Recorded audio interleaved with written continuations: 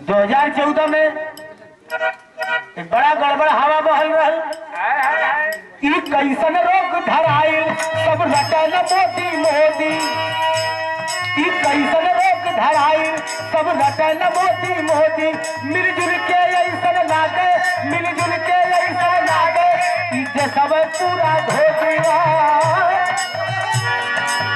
कुंवर कन्हैया का भेष रहल,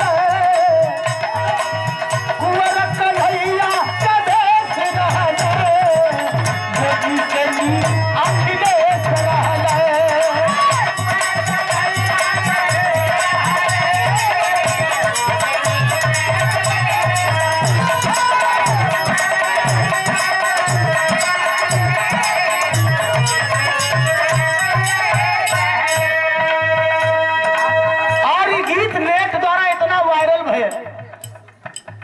हमारे भी आवाज में और तमाम गौरियन की आवाज में बड़ा बड़ा धमकी आयल लिख करके।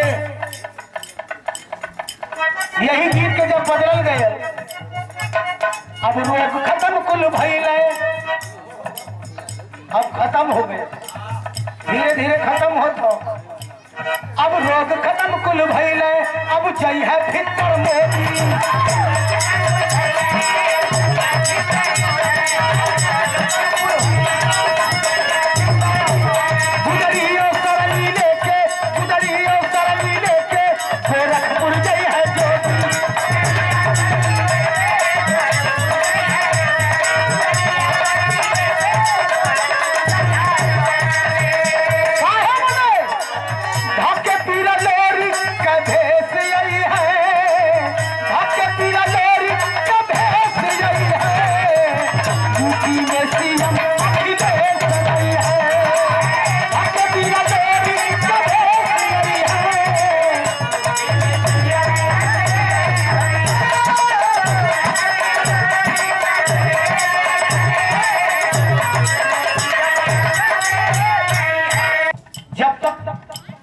इस शरीर में प्राण रहेगा तब तक इस हौसले को, इस नारा को बुलंद करता रहूंगा।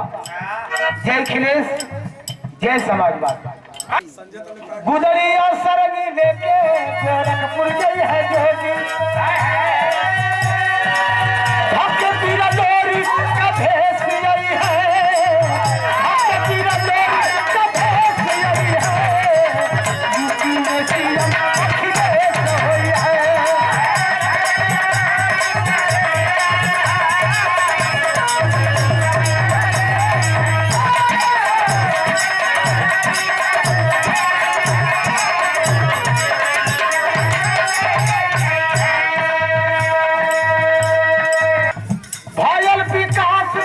घूमत बाटा सड़ा ये विकास भयल हो। और अमन एक प्रचार और कथी जहां अगर उज्जर लाल साड़ दिखा जाते उज्जर वाला ये हो सके दिखाइए मोदी जी हुआ, लड़का के तुरंत में दिखाइए योगी हुआ। भयल विकास छुट्टा घूमत बाटा सड़ा, बाकी जवल बचल चार बहन पड़ा।